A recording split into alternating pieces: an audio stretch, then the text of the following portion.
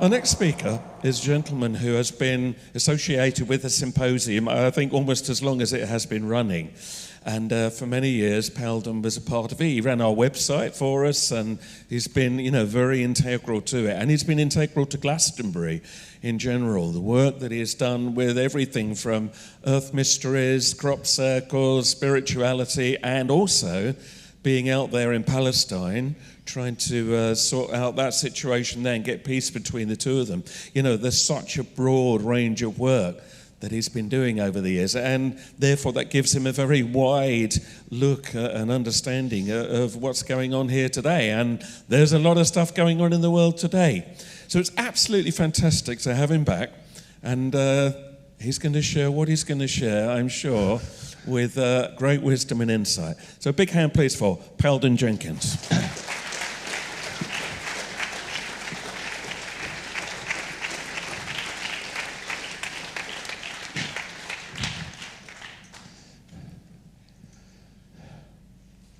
Well, thank you, everyone.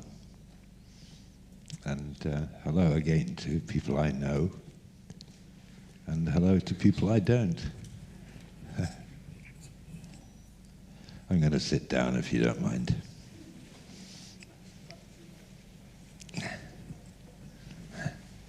All of my life, I've been rather interested in energy fields. And it started out when I was 16 and sat on the side of Liverpool docks with one of what was to become one of the Mersey poets, tripped out on California orange acid, and watching the patterns of the petrol on the surface of the water, and realizing in that state that there was a design somewhere to all this, that there's a pattern somewhere, there's something special there about energy fields. I've been involved in lots of different things, and one of them has been ancient site research, and that started out where I was in the London School of Economics during the so-called Troubles. And after a year of this, I needed to get out of town, and I hitchhiked as far as I could go and landed up on the mainland of the Orkneys on a really nice summer's day. And I was walking along, and I saw this big stone circle, and I thought, oh, that's nice. I went to the center of the stone circle and got out my sleeping bag and slept outside. As you do, when you're an 18-year-old hippie, 20-year-old hippie. And during the night, I had a dream. I was in the Ring of Brogar, right, which is one of the great stone circles of Britain. And during the night, I had this dream of this circle of people, hundreds of people around, and they were dancing this rhythmic stamping dance, slow, and they were chanting, and there was this tremendous atmosphere there. And one of them came to me and said, "Come and join us." And I did. And I've never stopped since then. It doesn't end. In more recent years, I live now down in the far west of Cornwall in West Penwith, which has more ancient sites per square mile than anywhere in Europe. And it's a sacred landscape of its own right that is based on crystalline granite. And I've been doing a lot of research down there about the energy fields within things like stone circles, chambered cairns, and things like this. And the previous speakers were talking about precisely this. And I've been asking myself, what was all this for? Why did they bother to build these things? And what's really been coming clear to me is it's to do with consciousness work, it's to do with energy fields, it's to do with reality fields, reality levels, and a very advanced form of psychotechnology which these people were capable of working with. Stone circles were built to be energy resonators. They sat on top of natural vortices, which we call blind springs. They channel them. Each stone has a helix of energy coming up. Inside the circle is definitely a different reality to outside the circle, and every one of you will have personal evidence of this. You'll have personal evidence of certainly a change of mood when you visit a stone circle, but sometimes you can get some very, very special things happening, either of a social kind, you meet someone, or of a paranormal kind, you hear strange things, or perhaps you resolve something deep inside yourself which had been bugging you up until that very moment. All sorts of things can happen. I spend a lot of time at Boscawen Stone Circle down in Cornwall, and the fascinating thing there is that quite often you arrive and someone else is just leaving. And then you have the place to yourself, and just when you're getting up to go, someone else just arrives. And you get this feeling you're being stage managed by what can only really be an intelligence which lies within and behind this stone circle, which is one of the reasons they built these. It was in order to get into much deeper psycho-spiritual states. And the basic principle of magical working, for example, is to be able to get yourself into a state of being, of consciousness, where the rules are different, where you're able to override the normal rules of physics, logic, mathematics, anything else, however we like to see things, of our current worldview, which we call rational, in a funny sort of way. And therefore you can bring about things which otherwise would be regarded as perhaps miracles. And I'm sure a lot of you have seen these kinds of things too. I'll rattle off a few in my own experience. I was one of the people who started the conferences in Glastonbury back in 1983-84. And there was one where we had an astrological conference here in the assembly rooms in 1985. And afterwards we went up the tour, about 80 of us or so. And we had a big hum and a big hug and a bit, those things you do, and we wove a labyrinth between each other and all this kind of thing. And then we were in a big hug and we fell silent, and then someone said, "Look." And there was this amazing rainbow over us. Well, there was another where we were at a camp in Dartmoor, and we were doing a ritual with Ronald Hutton, who some of you will know. And he dug up what was the oldest written ceremony that they've ever found, which was a Roman one to the planet Venus. And we basically, about 50 or 60 of us at this camp, we did this ceremony, worked through the Latin of it. We did a blood sacrifice of pricking our fingers and adding a drop of blood to a bowl so that all our blood was mixed together. And we worked on this, and it was one of those typical days, where it's grey, overcast, a bit cold, and you're sort of standing there trying to focus on the ceremony, but freezing your ass off, And eventually we got to the end, and it was a very amazing feeling amongst us, but we were all really cold. And suddenly, we just looked up from the thing, and the sky had suddenly cleared, and just over in the west, there was a crescent moon with Venus exactly in the center of it.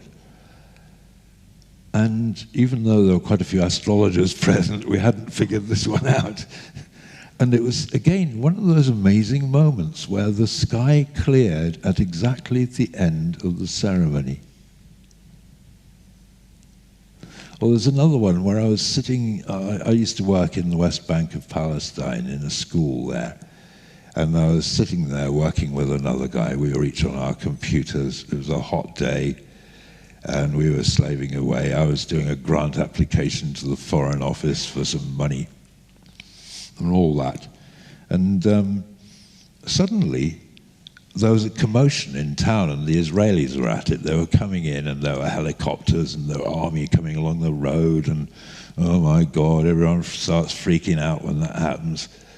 And all the helicopters were over the town of Bethlehem and stuff. And my friend, who was a Palestinian, he was sort of online, and he said, they're looking for someone from Islamic Jihad. And what was amazing was, Bethlehem's on the edge of the Judean desert, right?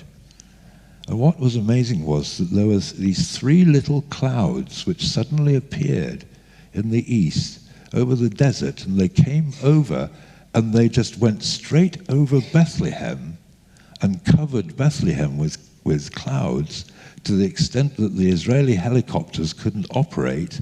They had to withdraw, and because the troops had no cover from the air, they had to withdraw as well. It's amazing, those kinds of things.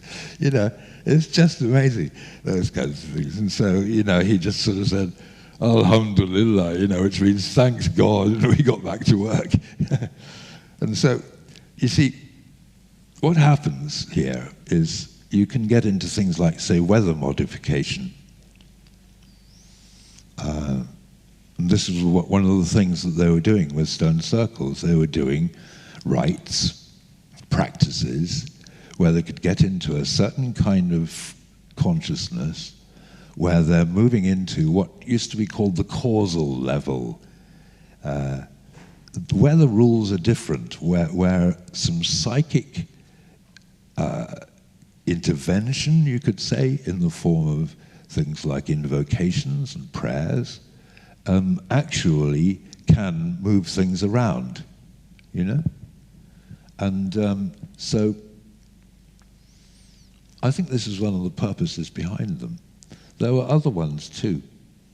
Do you remember the Coggy who came out 30-ish years ago with a book and a film called The Heart of the World? They were some Colombian shamans. And one of the messages they were trying to give there was that basically they were saying, we have been maintaining the heart of the world, the spirit of the world. And the problem is that we're up against you lot, what they'd call the younger brother, who are wrecking the world so much that we don't know if we can actually carry on. We don't know if, this is kind of overwhelming us. We need you to take this one over, to do this. And this is another thing that was going on inside the megalithic mind. It's to do with keeping the spirit of the world happy. And this is a key to what's happening now in the world. Because what we have here, for example, is a very disturbed climate. You can argue as much as you like about whether it's getting warmer or colder or what the sources are. And it doesn't matter. It's getting more turbulent. It's getting more extreme. It's getting much more troublesome for humans and for nature. And this is an expression of this the turbulence that is going on today in the psyche of humanity. Because what's happened in the last 200 years has been this tremendous expansion of population. And every one of these people who has got incarnated into life is a soul who comes from somewhere.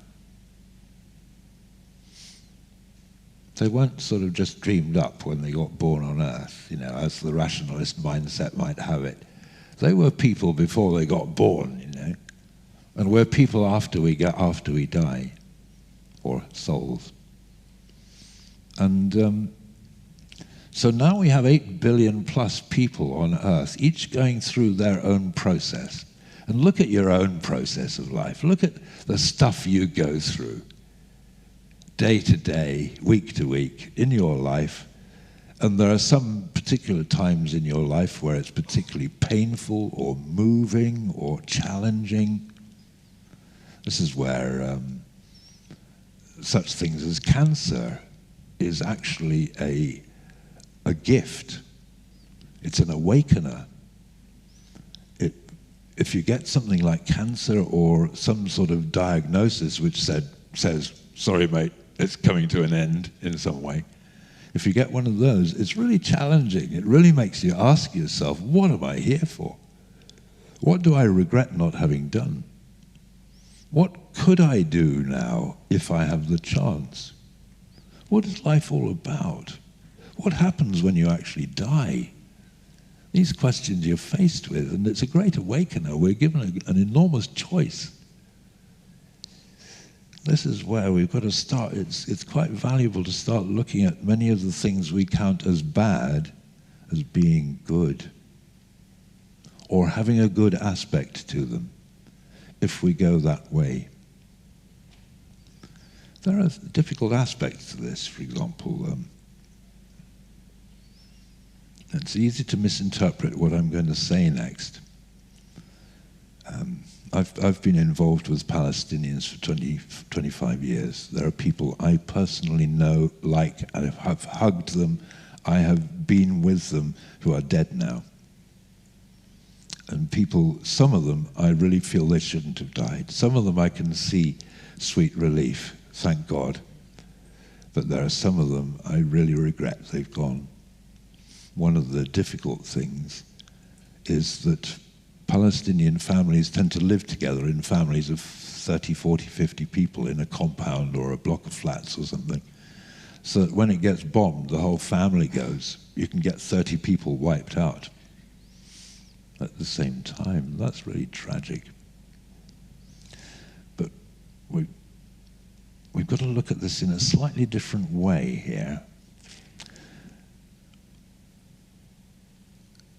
You see, because we believe, our culture fundamentally believes that you get born nothing, like a blank slate, and you get programmed up as you grow up with things like socialization and education and all these kinds of things. And then we have this idea that it all kind of switches off when you die. Suddenly it sort of just kind of ends. And this is quite amazing. It's mainly based on not thinking things through here, because basically if it's just going to end with nothing, then really our lives are totally meaningless, if it's just going to end. But no, there's a bigger story goes on here. And so one of the key things that's important here is we've got to look at life from the viewpoint of the soul. When I got cancer 5 years ago, I was really close to the end, and the doctors were saying, you know, if you'd gone a month longer, you'd be dead. And I felt that, and I've had another death experience since then, near-death experience since then, and it really made me kind of look at things from the soul level. What has this been given to me for? And one of the fascinating things is that I've kind of dealt with death situations a lot before, but one of the things I feared was disability. You know, I've got Saggy rising and 4 planets in the 9th, and you know, and I'm quite activist in my nature, really. And so I feared disability. Well, I've been given disability. My bone, I've got multiple myeloma, which is a blood cancer, and your bones start dissolving unless you catch it, and so eventually your bony frame just starts disintegrating, and that's what happened for me and 4 of the bottom vertebrae of my back collapsed while I was gardening. And I'm 1.5 inches shorter than I used to be. And it took me through a lot of pain, like 10 out of 10 pain, 100%. And I had an interesting moment with that, where I was in total pain, and painkillers weren't dealing with it, and it was just, I just felt so weak, and I was crying, and I just really felt this must be the end, you know. And then something happened. Suddenly I was looking at myself from outside, and I could see the humor in being alive in a physical body and experiencing such pain. Because pain and pleasure are so closely connected with one another. We seek pleasure, but we get pain. And also we seek pain and we get pleasure. That's an interesting one to think about. And and so I started laughing, and my then partner, she looked at me and she thought I was losing it. But actually I was going through a major transformation, because within about 3 weeks, that pain was down to 30% pain. And within about 4 months, it was down to about 10%. And I live with 10% pain now, which is within the manageable zone. You know, you kind of, the challenge then is to stay conscious to a degree where the pain doesn't get at you. And this has to do with seeing things from a soul's viewpoint.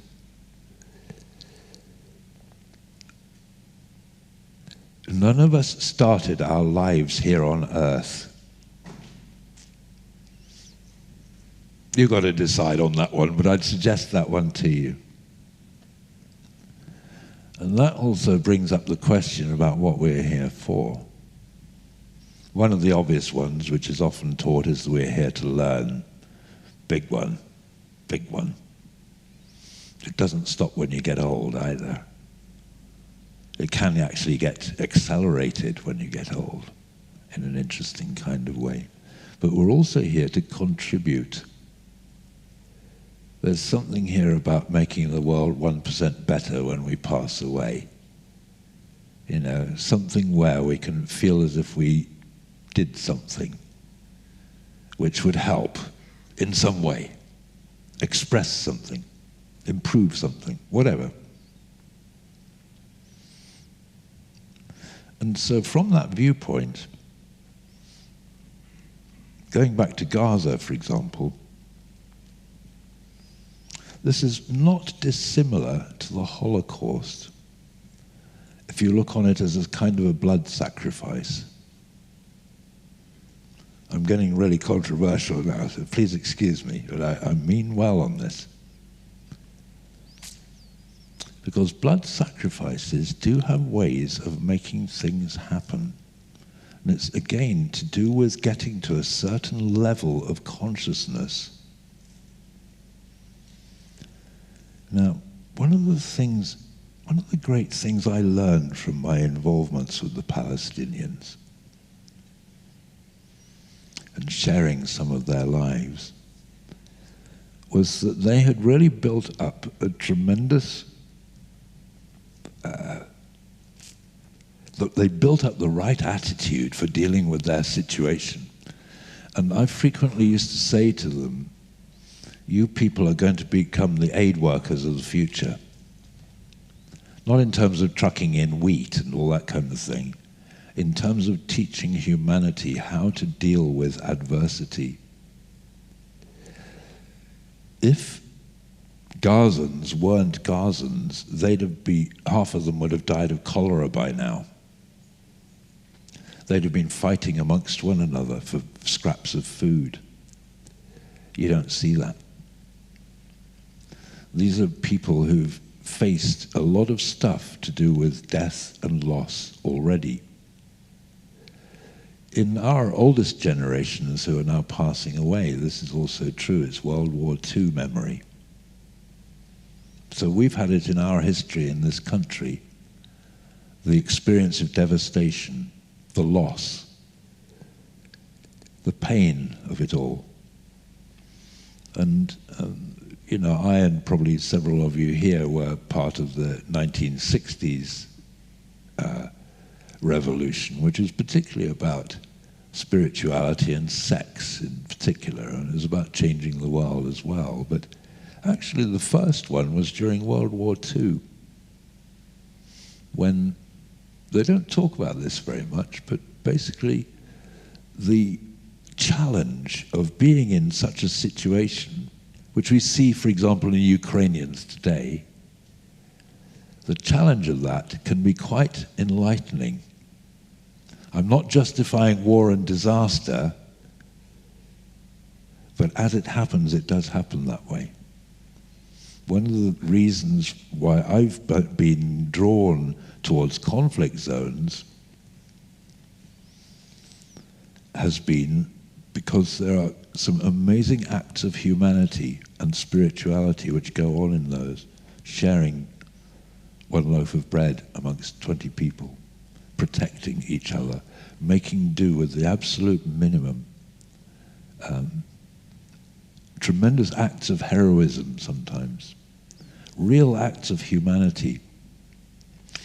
And one of the things for me has been that, I've grown up in a country which is relatively safe, and we live in some ways a relatively switched down kind of life compared to many people in other parts of the world.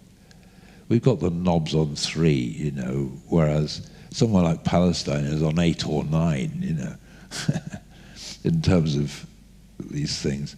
I'm currently talking to a young lady, for example. I helped her improve her English. She had an English degree from the Islamic University in Gaza City, and she was very good, and she wanted to come to Oxford to study English literature, and I was kind of training her up and stuff like that, and now that whole thing has fallen apart.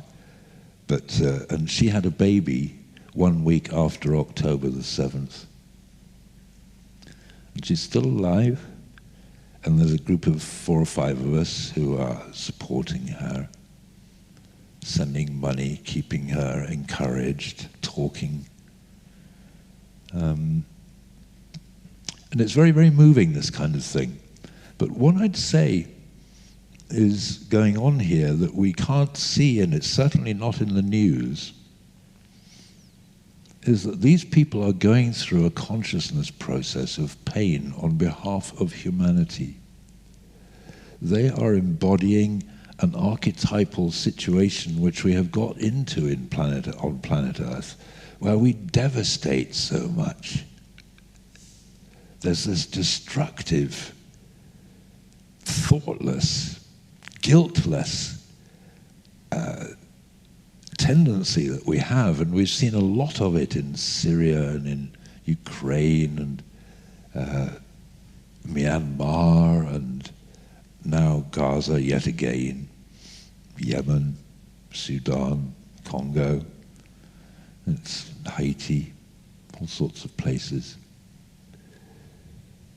And seen from another viewpoint, you see, this is a kind of a perverse kind of blood sacrifice, which is there to help the people of planet Earth get clear on whether we really want this kind of thing in the future.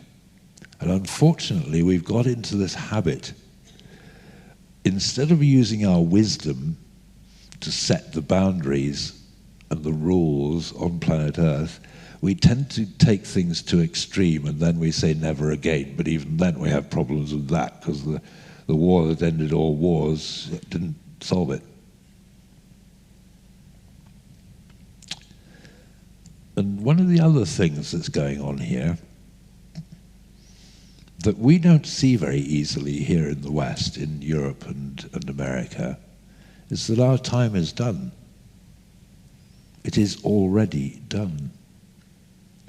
Our worldview is no longer being adopted by or accepted by the rest of the world. And the rest of the world at the moment, a vast majority of them are saying to themselves, This must not happen. They're also seeing that it is our countries that are really fomenting this. The Israel-Palestine situation is not a local civil war, it is a global war with all sorts of vested interests. You know all this stuff. And it's been going on a very long time. And we have developed, especially in the media age, we have developed a habit. Instead of having a world war, we've developed a habit of developing theatres of war, where all the stuff gets acted out for us. And on the media, we can watch the bombs falling, we can see the people in their pain, we can see the devastated cities. And that's how it gets acted out in the collective psyche of humanity. This is one reason why we're unlikely to have a World War III, even though a lot of people advocate it every 10 years or so. We have actually changed to that degree, but we're still bloody hypocrites. So in a way, you could say that the Gazans are making a sacrifice on behalf of us all. Because what's happening underneath is in the dream space of unconscious humanity, the stuff that goes on underneath, there's a tilting going on. It's just like that, where I believe, and I think we'll see over the coming decades, there's a change in the historic issue concerning war, and particularly the devastating aspect of big war. There are various different kinds of war we've got to address. Another one is civil war. We had quite a bit of that in the 1990s, for example. Another one is forms of terrorism and gangsterism, which is another form, etc. And so, seen on the more positive side, this is devastating for Gazans. It's very, very difficult indeed. And yet, I would propose to you that on a deeper level, they're making a sacrifice for all of us. And this is where we need to give thanks to them. Because it could well be that we're at a turning point at the moment. Because as you know, in the world at the moment, there's something going on. The issue in our time is the battle for the future of planet Earth. It is no less than that. It's a battle particularly of ideas, beliefs, worldviews, and it's coming out into the streets. Pluto's in Aquarius, it's coming out into the streets. One of the big evolutionary steps that needs to happen now is not about oligarchies and leaderships, even though we've spent decades complaining about them. It's about us lot who permit the oligarchies to be oligarchies. It's also about social power, about maturely acting on behalf of humanity as a whole. There's something here about collective, global thinking. One of the signs of it has been the uprising of nationalism over recent decades. It's a sort of a reaction to what's the actual underlying trend happening during particularly this century and the last few centuries, which is that we are actually becoming a planetary race. One planetary race. And so we're going through all the emotional, psychological stuff around that, about identity, about that lot over there and us lot over here, about who's right, about who dominates, etc. And in that sense, I'm now talking about what you can call the collective unconscious, the group mind that happens underneath. Because this really is where change happens. We've had a little example of it in this country, where, frankly, to some extent, regardless of anyone's political persuasion, the British people have just decided they'd had enough of the last lot. And that was a consensual shift, which wasn't even necessarily a lot to do with the way in which the Labour Party campaigned. Because we didn't necessarily exactly like them or see them as a solution, but there was something which was saying, yeah, it'll be different, and it might be a little bit more sensible, or something like that. But that was an example of such a shift of basic consensus. And poor old Rishi Sunak, there was no way he could win against that. No matter how good the man might have been, there was no way, because it had tilted. And it is this tilting which is important. And one of the issues that we have to work with today on the collective level is to develop more of a collective maturity, a sense of process, that you can't just jump up and down and demand things, that there are actually very difficult calculations to do in whether to spend money on this or spend money on that, or what a nation is about, or what we're all here for at all. It's a very, very tricky thing, and the problem we have at the moment is that we're working with the basic patterns of thousands of years of history. Look at, say, gender issues. This goes way, way back. In British history, some key points in particular were the beginning of the Bronze Age, around about 2500 BC, but particularly the end of the megalithic period, which was a downfall, which the last speakers were alluded to at one stage. A terrible downfall which went from a kind of you could call it a theocracy, the leftovers of quite a deep spiritually oriented kind of quite sustainable culture, which lasted for 1,200 years. But on the other hand, it went straight into warlords. And this was the time of the building of the so-called hill forts, for example. Britain sort of crumbled. The culture fell. There was a kind of an exorcism of the spirit of the land which had been generated during the megalithic period. It was a terrible downfall. One parallel in our time was things like the downfall of the Soviet Union, which for many of the people of the Soviet Union, or Russia in particular, was the disintegration of a whole way of seeing things, a whole way of life.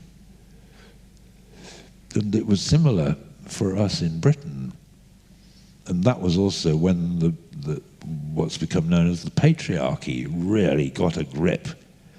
1200-ish BCE, followed by the Roman invasion, followed by various other invasions, followed by things like the enclosures and the Industrial Revolution and all the rest of it. We've gone through this process of hardening, emotional hardening, of individualization, of going from a cooperative to a competitive kind of society. And so I've mentioned already about stone circles and ancient sites. And I've been talking also about Gaza, about how, in a strange kind of way, the Gazans are, in their kind of disaster consciousness that they're in at the moment, it's a strangely spiritualized state. When you can die tonight with some random bomb falling on you, it really does affect the way you see things. You really have to offer yourself up. And Gazans are in this kind of state. And going through the pathos of being human, And many people around the world are going through the pathos of witnessing this as well. And this is, in a way, the process by which things work. Now, I was involved in crop formation, in croppy research as well, from 1990 to about 2005. And one of the things I was talking about there on this stage was, again, it's not exactly the wheat and the layer of the crop, or the radiation fields, or the patterns, or anything else. It's the empty space inside it. One of the things that really drew this to me was Lao Tzu's saying, he's saying the essence of a cup lies in its empty innermost. In other words, a cup has no value at all unless it contains something. And similarly, a building which is hollow has no importance at all unless it is used for something. And similarly, so if we look at this with crop formations, what was this all about then? Well, it was a close encounter. So many of us have wanted a close encounter, and they gave it to us on an energy level. They established a reality field, a temporary reality field on this earth, invited us of our own free will to walk into it.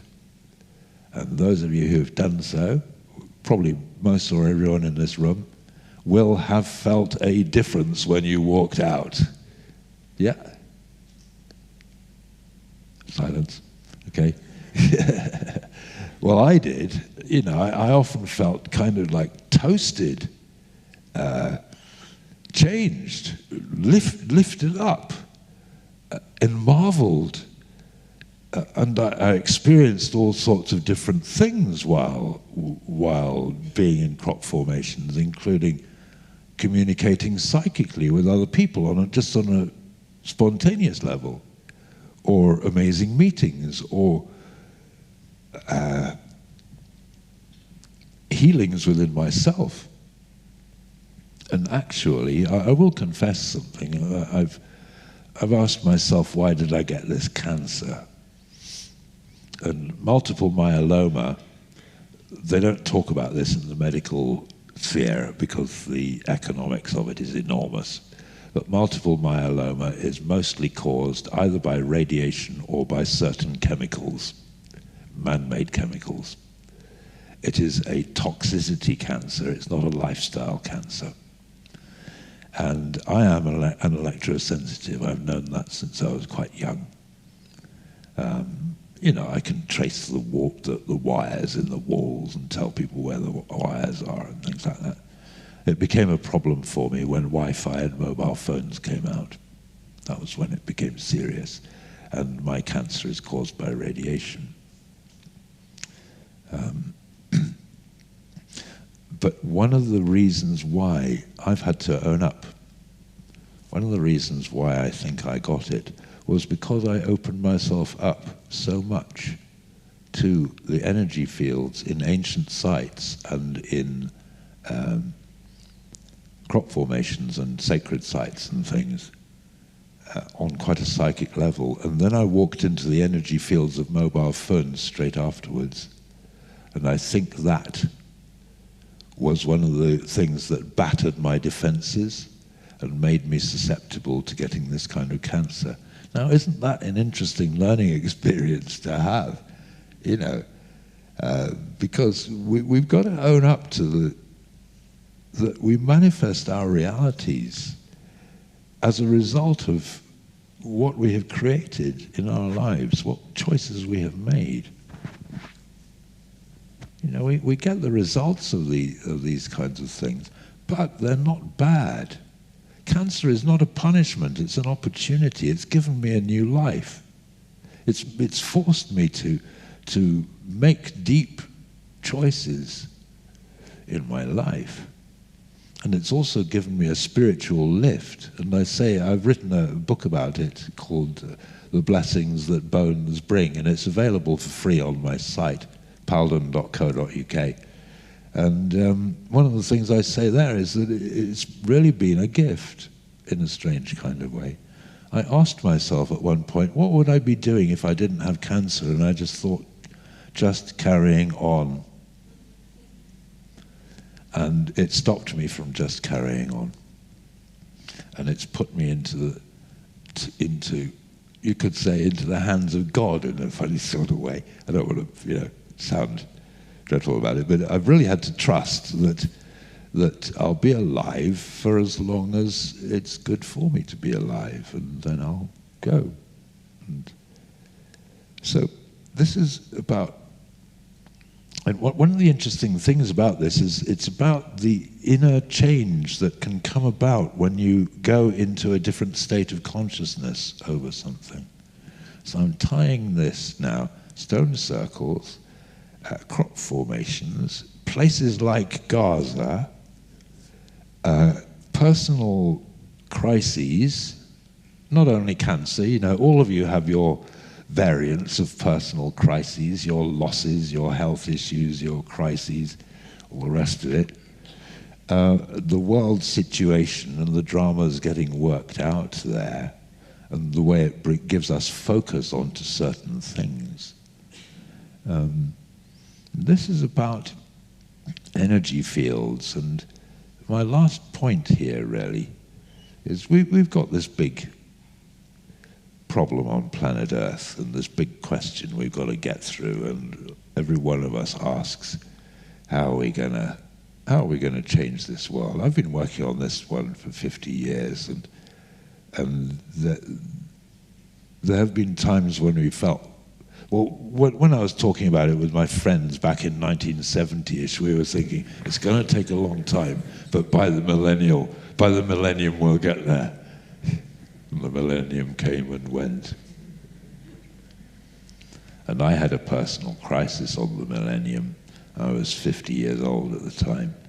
And I got very ill, and I went into a sort of dark night of the soul kind of thing. And came out of it, and two messages came up. One of them was really clear. It said, head for the heart of darkness. Go for the crap. And that's what encouraged me to get involved with Israel and Palestine. And one of the first things I had to get really clear about there is stop trying to make peace, stop trying to be a good guy for everyone, just go along and get involved. And that kind of thing is the way in which a humanitarian survives in the long term. So this consciousness business is a key thing, because the problem we have on planet Earth today is dissonance. We've got 8 billion plus souls on planet Earth, all doing our own things in our own nations, according to our own values. And we've got this terrible dissonance, and then we wonder why we get weather extremes and things like that. Well, it's basically because the most flexible part of nature is the air, and it's got churned up, and it's all going all over the place. And during this last few months, for example, the jet stream has been south of us, when usually it's north of us. Stuff like that. So the Earth is definitely out of balance. How do we get it back into balance? Well, there are all these things about getting electric cars and about, CO2 gulpers and the rest of it, That's not going to do it. There's only one way it's going to do it, and that is a really, really fundamental change of everything. That's the truth we've got to face in the 21st century. It's everything. However, this doesn't need to be as complex as it seems to be, because in my experience with groups and things, if you can get into a state of resonance rather than dissonance, of group harmony, particularly through working through stuff with each other and bonding with each other in different ways, especially through dealing with the difficult stuff well, then you're going into another level. And this needs to happen in some way on a global scale. And people have got this idea with things like meditation link-ups, prayer things, or even, say, the Hajj in Mecca. Pilgrimage is a big one, you know, for quite a few people nowadays. Even though we've got those things, it's not hitting a majority of people. We've got to get a kind of a majority basic consensus on planet Earth if we're going to pull this one off. And I'm not talking about a consensus which has been argued politically in the newspapers, the media, or anything else. I'm talking about an underlying consensus in the basic collective consciousness. And what would do this? There's one thing which probably would turn that key, and that is a collective realization that today is the day, and if we don't make the right choice, it's over. We've faced this particularly with nuclear war. We've been on that edge a few times. You remember Chernobyl, for example? And the feeling that we had in the first days or week, oh dear, is this it?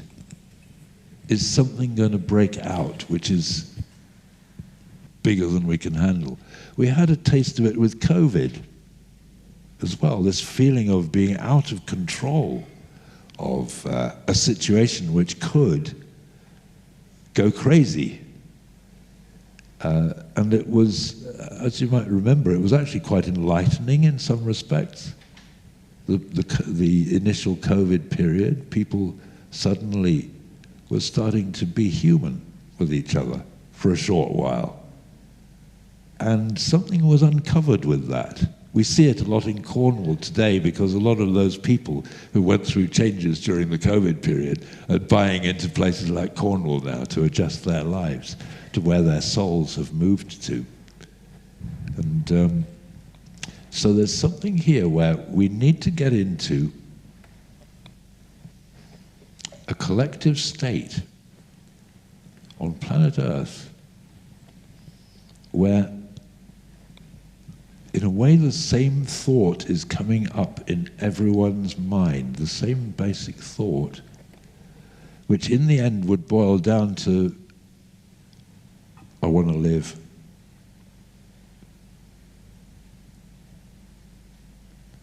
And it's the same thought that happens when you have something like a cancer diagnosis. You're faced with that decision. Do I give up? Or do I want to live? Is there something to live for? And if so, what? And this, in a way, is what the world is heading towards, is some sort of a collective psychological crisis where that issue really comes up. No predictions about when it is, but I as an astrologer, I'm looking at, particularly at times like 2048 or around about the mid-2060s, which for some of us in this room, including me, we will not be witnesses to it, but don't bank on it because you might be sitting in a baby buggy, so don't bank on it. It might be advantageous to get born at that time. There might be a revival. There might be one of the best times that humanity has ever had. Sometime. You never know. This is where the choice lies. This is really basic. And coming back to something like Gaza, I'm just picking on Gaza because I have personal experience of it, and it exemplifies something really, but there are so many other things that we see in the world which are really concerning, you know, whether it's... All right, thank you. And there's something here, therefore, about this resonance. It's what happens to you when you're in a crop circle, in my experience at least. It's what happens to you when you're in a stone circle. It also can happen in places like cathedrals and mosques. It can happen in places of nature. It can happen when you get ill and into an altered state. It can happen when you witness the birth of a child or the death of someone. Where a resonance field gets generated and a lot gets moved forward there. I started the camps movement in Britain. And one of the interesting things that happens there is we go through a week-long process and we open the circle at the beginning and we start building it up amongst the people over the week, and it becomes quite a process. So I'm lucky because I'm the founder, so I can break the rules, but at the Oak Dragon camp, which is just down in Compton, London, the gates are closed. You don't leave. This is a spaceship for a week. You switch off your phones, you know. We're in this together for a week. That's the thing. And the amazing thing is that the traffic noise, Compton Dunner is a bit noisy, the traffic noise disappears as our energy rises. And then there comes a point at the end of the week where we end the camp and we close the circle, and suddenly the traffic noise reappears, and there are overflying aircraft and all sorts of things. And that is exactly about this creation of energy fields and reality fields. It happens in real life terms, you know. So it's about resonance. The ancients were working with this. The intelligences behind the crop formations are putting this towards us. Events are presenting these kinds of truths to us. It's all intensifying more and more. And I'd say to you that we're heading towards some sort of many people would regard it as a conflagration, but it might not be. It might be a period of amazing stillness, an intensity and stillness, where the fundamental pattern of what's going on planet Earth just tilts. And from then on, it's all different.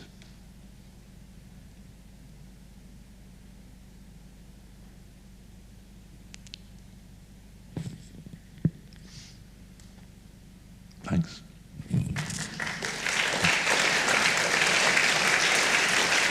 Palden, thank you.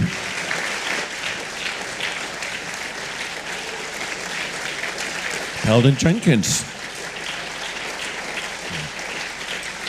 Fantastic.